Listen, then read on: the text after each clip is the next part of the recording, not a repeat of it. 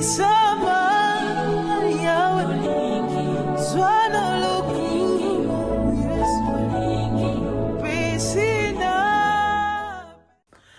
tout le monde, j'espère que vous allez bien. Bienvenue dans Porte de Fruits.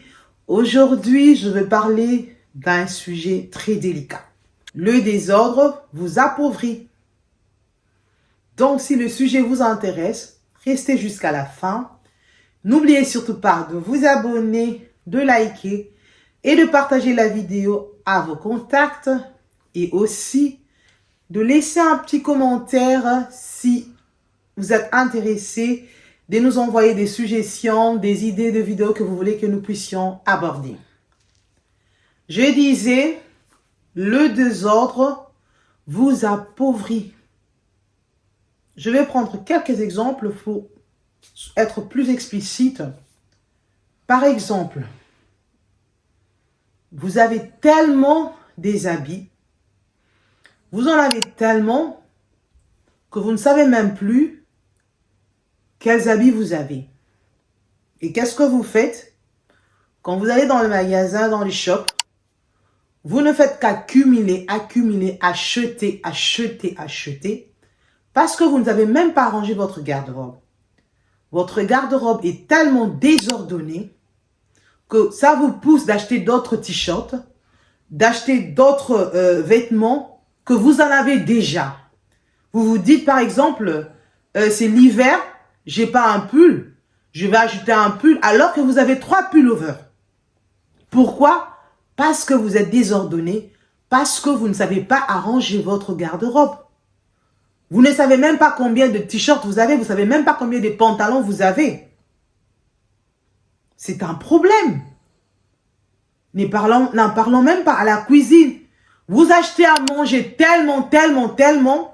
Il y a des boîtes de tomates qui ont déjà expiré. Vous ne savez pas les contrôler, tellement vous êtes désordonné. Tellement vous vous dites que vous n'avez pas le temps. Et qu'est-ce que vous faites? Vous achetez des choses que vous avez déjà. Et cela ne vous enrichit pas, ça vous appauvrit. Ça vous fait des sous de moins. Donc, vous avez des boîtes de tomates qui ont déjà expiré, des mayonnaises qui ont expiré. Pourquoi? Parce que vous ne savez pas les ordonner. Vous ne savez pas arranger vos placards. Vous allez dans le magasin, dans les shops, vous achetez, alors que vous en avez déjà. Organisez-vous. Mettez l'ordre dans votre cuisine. Mettez l'ordre dans votre chambre. Mettez l'ordre dans vos placards, dans vos KGB, dans votre garage. Mettez de l'ordre dans la maison. Prenez le temps, maman, d'arranger votre maison. Papa, arrangez votre maison. Si vous êtes un couple, faites-les ensemble. Il faut savoir qu'est-ce que vous avez. Maman, vous êtes la maîtresse de la maison. Vous devez savoir qu'est-ce que vous avez dans la cuisine, qu'est-ce que vous avez dans vos placards, quels sont les t-shirts que les enfants ont, qu'est-ce qu'ils ont pour cette année, qu'est-ce qu'il faut ajouter pour l'hiver, qu'est-ce qu'il faut ajouter pour l'été, quelles sont les chaussures qui ne les conviennent pas. Vous devez enlever les anciens pour remplacer les nouveaux. Vous ne savez même pas que votre enfant, il n'a plus de chaussettes qui ne lui conviennent pas parce que vous n'avez pas le temps. Parce que vous pensez que vous n'avez pas le temps. Tout le monde a 24 heures. Vous devez vous organiser. Sinon, vous vous appauvrissez. Pourquoi je dis ça? Parce que vous allez commencer à acheter des choses que vous avez déjà. Et quand vous achetez des choses que vous avez déjà, ce sont des sous qui s'en vont. Vous pouvez faire autre chose avec cet argent. Mais là, non. Vous vous encombrez de choses que vous avez déjà. Il y a même de la nourriture qui expire. Il y a de la nourriture qui s'abîme parce que vous n'avez pas le contrôle. Et surtout ici en Europe, c'est terrible. C'est terrible. Il y a des maisons, quand tu rentres, tu peux même... Désolé, mais ton œuf va faire mal. Maman, prenez le temps de vous occuper de votre ménage, de vous occuper de votre maison. Le désordre vous appauvrit. Si vous étiez plus ordonné, vous vivriez autrement, vous vivriez beaucoup mieux. Vous aurez de temps, vous aurez de quoi vous payer des vacances, vous aurez de quoi vous payer d'autres choses. je suis venu parler à quelqu'un de s'arrêter un moment, de s'examiner et de voir pourquoi est-ce que j'ai autant de désordre. Qu'est-ce qu'il faut que je fasse pour que je puisse m'améliorer, pour que je puisse remédier à ça? Je vois le désordre dans toute la maison, sur tous les plans.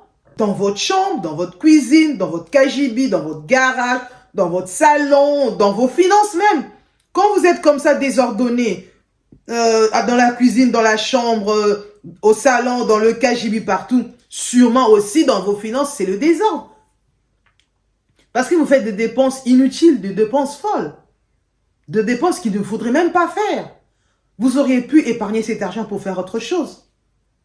Donc, examinons-nous, regardons-nous, asseyons-nous, voir ce qui ne va pas. Comment est-ce que je peux dispatcher mon temps pour prendre le temps de faire tout ça, d'ordonner tout ça. Dans ta salle de bain, tu ne sais même pas qu'il y a quelque chose. Il y a des gens qui peuvent venir dans ta maison, peuvent te laisser des trucs tellement que tu ne contrôles pas, tellement que tu n'arranges rien. Tu ne sais même pas qu'il y a quelqu'un qui a laissé telle chose dans ta maison. On peut te mettre des trucs dans la maison, tu ne sauras jamais. On pourra te déposer des choses et tu ne sauras jamais. Je vous parle en connaissance de cause. Il y a des gens qui peuvent venir vous déposer des caméras cachées. Des caméras spirituelles, je pourrais dire comme ça. Et tellement que vous ne contrôlez pas, on vous dépose un truc qui vient contrôler votre vie. Vous ne le savez pas à cause du désordre. Les désordres, ce n'est pas bien. Le désordre vous emmène de la pauvreté. Le désordre vous emmène le blocage. C'est de ça que je suis venu motiver quelqu'un. Vraiment, si tu te retrouves dans cette situation, prends le temps de te remettre en question. Prends le temps de te regarder. Sûrement, tu trouveras un issue. Tu trouveras un moyen de t'en sortir. Prends la décision de changer. Prends la décision de faire les choses autrement et tu verras des bons résultats. Il suffit de se rendre compte, mais dis donc, qu'est-ce que je suis en train de faire? C'est quoi ces désordres? Je dois changer. Vraiment, prends la décision de changer et mets-toi en action. Avec l'aide du Saint-Esprit, l'aide du Seigneur, avec ta volonté. Si tu as des enfants, avec leur aide et si tu as un partenaire avec son aide, ça ira mieux. Que le Seigneur vous bénisse et on se retrouve à la prochaine occasion. Bye bye!